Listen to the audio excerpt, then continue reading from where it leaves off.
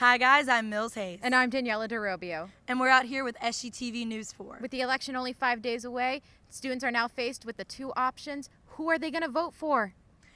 That's a really scary decision, especially because I cannot believe that it's only 5 days away. I because know. Honestly, I feel like last week was primary season. It really does. I remember like the first debate like it was yesterday. What about you? Honestly, I do remember the debates only because I watched the SNL versions afterwards. So Even better than the real thing. most millennials would say I think so. Absolutely. Well, let's see what they have to say. Results will vary. I can't categorize it anything more than a Category 4 hurricane. There's been just a lot of stir up about the candidates because of things they've said to try to get attention, but hopefully once the election happens, things can die down and we can just be civil and everything will be great. I'm kind of split, just like everyone else is. You know, people think about Hillary and the emails and Trump and his misogyny, but I'm not sure who I'm going to go for. I think it's a little wild. I definitely think we could have had better candidates. Honestly, I'm a little bit disappointed in the candidates that we have this year as well, but I mean, we can't really do anything about it, so I guess we just have to go with what we have and just choose out of what we have. So, Even though there are two candidates there that you may not like, these people hold your lives in the palm of their hands. I'm not a huge fan of either of the candidates, but I know a lot of people, at least like people our age, lean more towards like Hillary Clinton just because we tend to be more like Democrats that are at this age. So, yeah. I think either way, we're going to have a difficult 4 years coming up, but in all honesty, I think it's going to be a big surprise to everyone on who wins. I believe overall it's been a bit crazy in that the people should have better choices. Honestly, I don't really like either of the candidates. I feel like it's just a whole lot of drama and craziness for a presidential election. People who like Hillary really hate Trump, and people who like Trump clearly really hate Hillary. For Hillary, I don't side as much with her as I do side with Trump, but there are some things about Trump that I don't agree with, but in the end, I do lean towards Trump. I'm voting for Trump because I kind of see it as the lesser of two evils.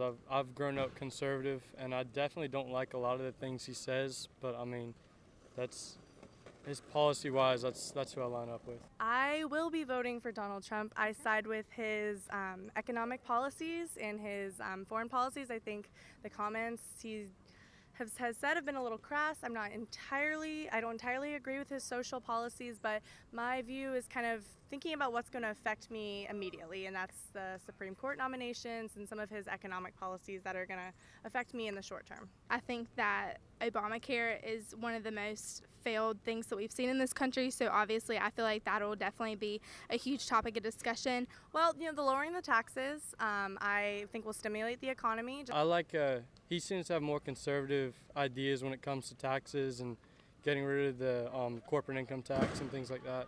I like that. So what would building the wall bring, what kind of value would that bring to America? I don't know. How do I know? So if you don't have a reason for believing in that, then why do you support it? Good question. I personally don't think the wall is going to happen. I think it's a mantra. I think with the way our government's set up, with our legislation, I don't think the wall will ever happen. I think it's more a theory, but I mean, if I'm being honest, I'm not for the wall.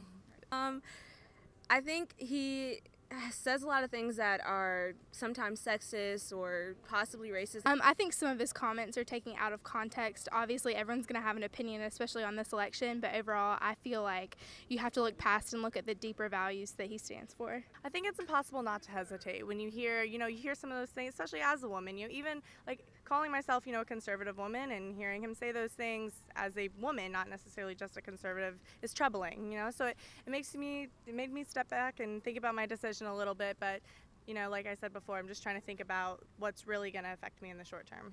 Obviously, some of those comments were extremely offensive, but I think at the end of the day, like I said, you really have to look more at what the candidates stand for rather than who and what the candidates have said in the past. I don't know. There's no taking back some of the things you say. It's hard to do. I think he just needs to cross his fingers at this point. I don't think America was ever great. I feel like we're slowly getting there, but obviously there are still like trials and things that are going on. So to make America great again, I'm just curious to when he was referencing when America was great. I don't think America's ever stopped being great. I'm going to go with Hillary for this one. You're with her? Definitely. So I was habit of listening to people that Trump kind of doesn't. He just likes to talk over people, so there's a little bit of a difference there.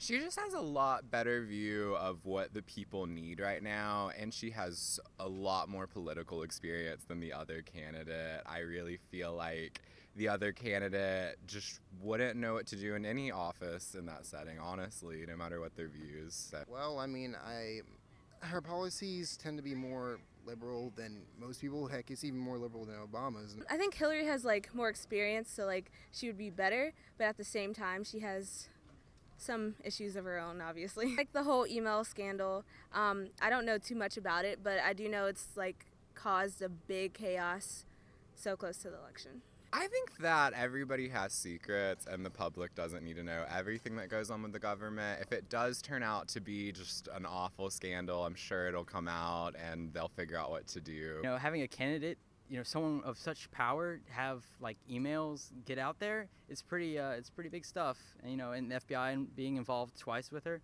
it's pretty hot. You really can't sit there and fault her for that and say she needs to go to jail when he has done all of these kind of awful things that you really can't overlook. So I wouldn't say the FBI sides with any other candidate, but they're more trying to get the truth out to the people, thinking about the Americans before in an election like this. Leaves because the only problem I have had with her is some flip-flopping. So as long as she can keep some consistency, I feel like it would show a better character. So I feel like Johnson's the first one in a while who actually has at least the slightest chance of becoming noticed. I don't think they have a chance, but they have a higher chance than usual that third parties could actually have about 10% of the election. You should vote for Gary Johnson just because his ideas on hands-off government would be something that really this country I think needs right now. And at this point, this country needs a lot of stuff. No, it's important to vote because we have this opportunity to participate in our government and we get to choose who we have in power. And so if you want to be a part of that, then go vote. If you don't complain about it. I think we do need to go out to vote, but I feel like a lot of people don't feel they're being pulled towards either candidate, so that's why people aren't going out to vote.